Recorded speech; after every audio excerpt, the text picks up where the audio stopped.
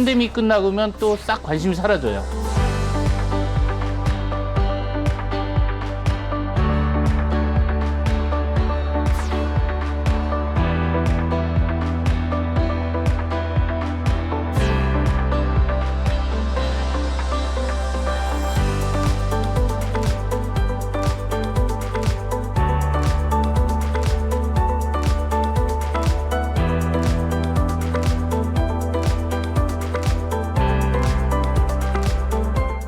시청자 여러분 안녕하십니까? 이슈앤피플 장용수입니다.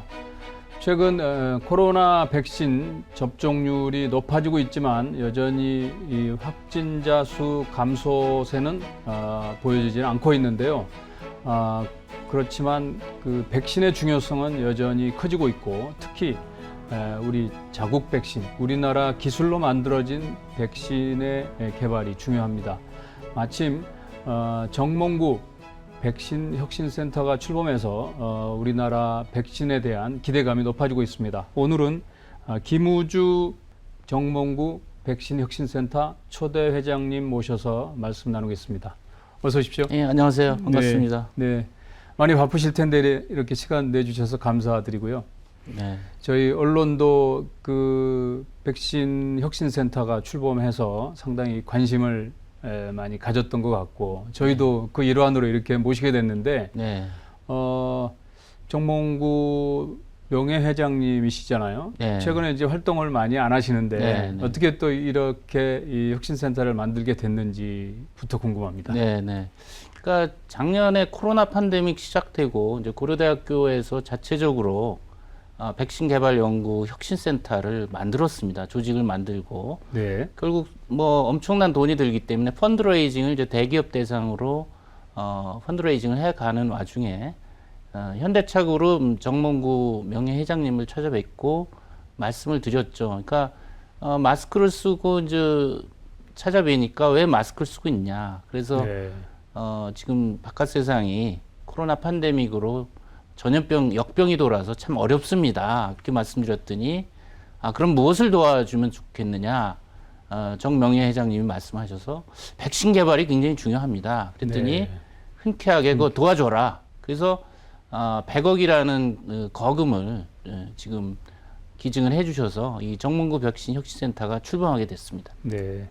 초기 자금으로 100억, 상당히 큰 자금인 것 같은데 사실 정몽구 명예회장님이 이끌어온 기업은 이쪽 관련 기업이 있는 것도 아니고 그냥 순수하게 이렇게 백신 연구 자금으로 내놓으신 거네요. 예, 맞습니다. 저도 깜짝 놀랐죠. 저도 네. 감염병 전문의로 30년을 경험하면서 백신 연구에 예. 일반 대기업들의 기증이 굉장히 필요하다고 생각했지만 아마 순수하게 백신 기업도 아닌 현대차그룹에서 백신 개발에 100억을 내놨다는 것은 순수하게 기부를 했다는 것은 상당히 저는 의미가 크다고 보고 그 뜻을 굉장히 저희는 감사하게 생각하면서 꼭 백신 개발을 좀 성공해야겠다. 네. 그런 생각을 하고 있습니다. 교수님은 이제 대한 감염 학회 이사장도 하셨고 또 신종플루센터 그 사업단장도 했었습니다. 사업단장도 네. 하셨고 네. 그런신 분이 또 이 정몽구 백신혁신센터 초대 이사장을 맡아서 네. 상당히 개인적으로도 영광스러우시겠지만 책임감도 크신 것 같습니다. 그렇죠. 그러니까 예. 저는 사실 2003년 사스, 2004년 AI 조류독감, 예. 2009년 신종플루 팬데믹, 2015년 메르스. 그때는 제가 즉각대응 팀장으로 이제 정부에 들어가서 예. 컨트롤 타워 역할을 했었죠. 그리고 네. 2019년 코로나 팬데믹을 겪으면서 매번 국민이나 언론이 우리 백신 어떻게 없냐 계속 물어보는 거예요, 저한테. 네. 그래서 제가 평상시에 투자를 안 했는데 어떻게 백신이 갑자기 나오냐. 10년, 20년 1, 2조를 들여야 되는데 이제 그런 걸 매번 겪으면서 근데 팬데믹 끝나면 또 싹 관심이 사라져요. 그래서 매번 제가 언론이나 정부에 10년, 20년 장기적인 백신 연구 개발을 해야 된다. 네. 그런 얘기를 해왔고 이제 그렇기 때문에 이번에 사실 정부 돈으로 하는 데는 좀 한계가 있습니다. 2, 3년 짧게 하고 또 정부가 바뀌면 또 방향성이 바뀌어서 그래서 좀 지속 가능하게 하려면 이런 대기업의 펀딩이 대규모로 있으면 외부 영향 없이 네. 기초 연구를 시작할 수 있어서 좋겠다고 생각을 했고, 뭐 최근 수년 동안은 대기업 경영자분들을 대상으로 해서 백신 연구 개발에 좀 기부를 해 주십사 했죠. 왜냐하면 지금도 그렇지만 이제 코로나 팬데믹이 유행하면 인명 피해도 있지만 경제 활동이 결국은 위축되면서 네. 경제적 피해가 기업에 엄청, 타격을 주니까 엄청 크죠. 결국은. 그러니까 대기업도 여기에 백신 개발에 투자를 해서 백신 개발로 인명 피해와 경제가 회복이 되면 이득이 네. 돌아간다, 리턴이 된다. 그래서 좀 기부를 해주십사 했는데 아마 그 제 소원이 아마 통했는 것 같습니다. 제가 보기에는. 네. 그래서 이번에 상당히 저도 네. 영광스럽지만 또 책임감을 크게 갖고 있습니다. 우리 정부가 지금 질병 그 본부가 청으로 이제 승격이 돼서 네. 백신 개발 관련해서 정부가 지금 어떤 움직임을 갖고 있는지, 뭔가 좀 가시적인 게 있는지, 아니면 좀 기대할 만한지, 그거 좀. 지금 초기에 이제 백신 선구매가 안 되면서 여러 가지 논란이 있었지만 지금 2025년까지 5대 글로벌 백신 생산 허브 하시겠다고 하면서 대규모 투자를 또 발표하신 바가 있습니다. 그러니까 어떻게 보면 10년 내 20년에 한 가지 백신에 1, 2조 원이 드니까 사실 이것은 일간 한 개의 연구소나 뭐 백신 회사가 하기 어렵습니다. 정부가 주도적으로 지원도 하고 제도적으로 또 식약처의 허가기관도 도와줘야 되거든요. 그러니까 분위기는 좋은 것 같습니다. 그렇지만은 출발은 대학이나 이 연구소에서 시작해야 되는 거죠. 지금 작년에 코로나19 팬데믹 시작해서 백신이 나올 수 있을지 상당히 의구심을 가졌지만 결국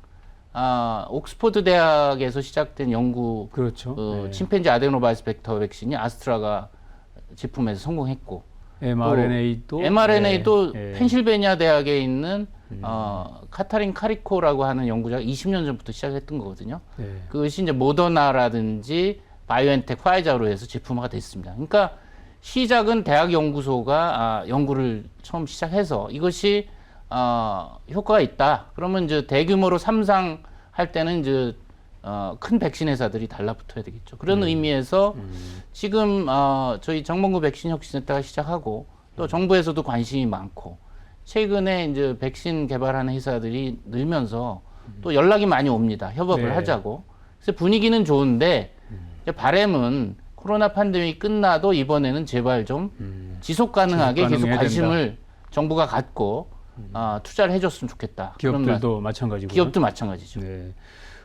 이미 상당한 인프라를 갖고 있는 걸로 알고 있습니다. 방금 그러니까 말씀하셨듯이 개인적으로도 또 네. 그간의 그런 경험과 역량이 축적이 돼 왔고 얼마나 지금 보유하고 계신 겁니까? 그 백신 개발을 위한 인프라. 그러니까 좀 왜 고려대학교가 이 백신 혁신센터 해야 되느냐 이런 질문을 많이 받습니다. 네.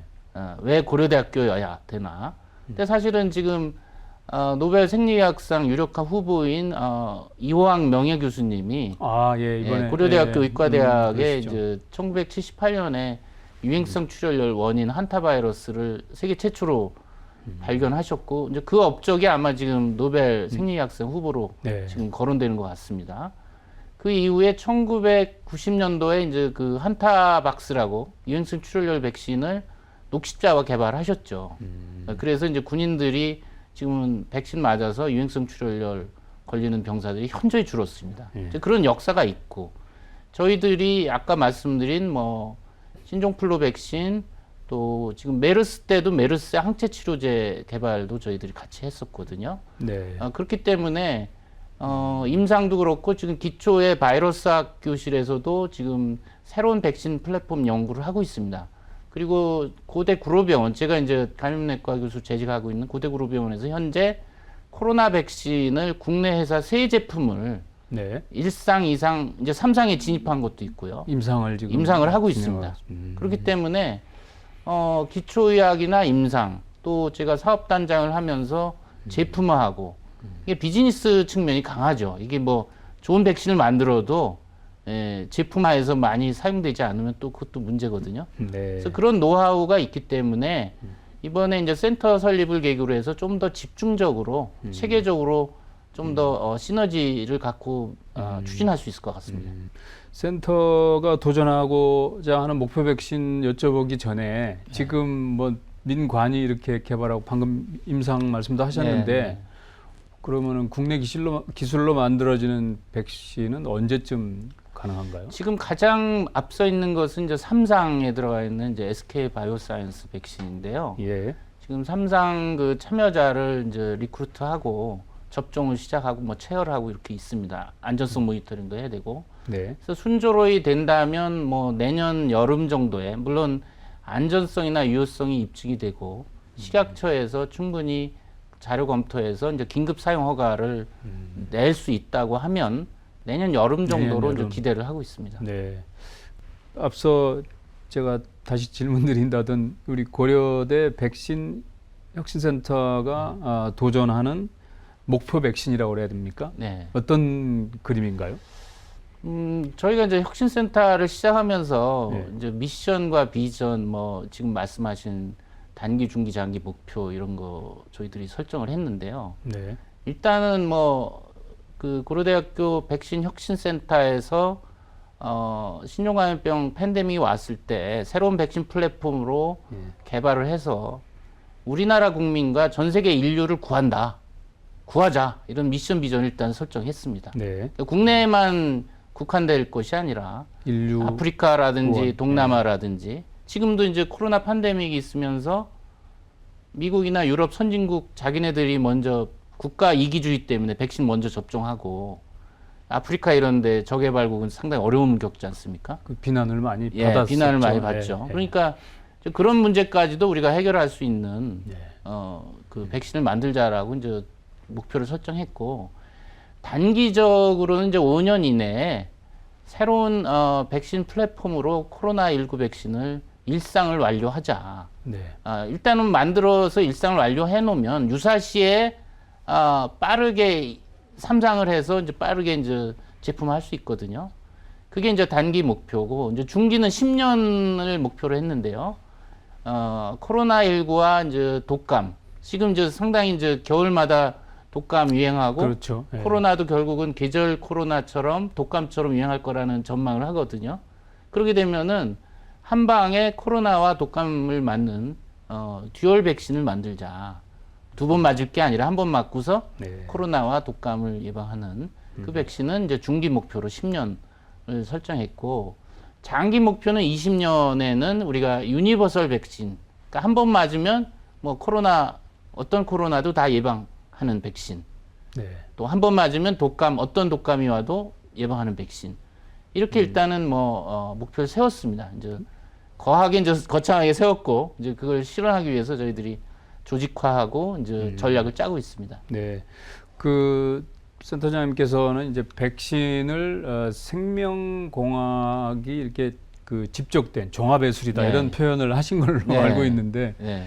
그게 지금 그 혁신센터도 단기, 중장기 계획이 있지만 이게 그런 표현이 어떤 의미로 이렇게 받아들일 수 있을까요? 예, 그러니까 이 백신 개발은 종합예술이다. 네. 뭐 제가 오케스트라에 비유합니다. 그러니까 세계 명 오케스트라 보면은 뭐 거기서 타악기, 현악기 다 네. 있으면서 지휘자가 이제 지휘하면서 아주 아름다운 화음이 나와서 그게 이제 명 음반으로 나오는 거 아닙니까? 그러니까 백신 개발도 그런 것 같습니다. 그러니까 백신 개발에 이제 관여하는 연구자들은 기초 뭐 바이러스 학자부터 해서 면역학자, 예. 또 임상의 의사 감염학자, 뭐 통계, 또 공중보건, 심지어는 경영학자도 있어야 돼요. 비즈니스이기 때문에.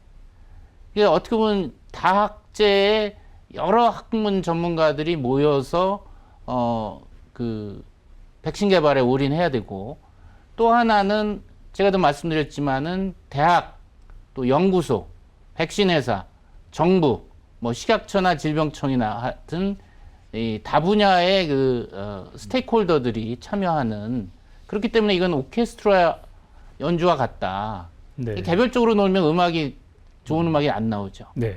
그래서 제가 이제 사업단장 할 때도 그렇고 지금 센터장이 된 이 상황에서도 제가 이 백신 개발의 오케스트라의 이 지휘자다 내가 컨덕터다. 네. 이걸 잘 어떻게 버무려 가지고 좋은 백신을 개발할 것이냐. 네. 이제 그런 개념으로 이해하시면 될 것 같습니다.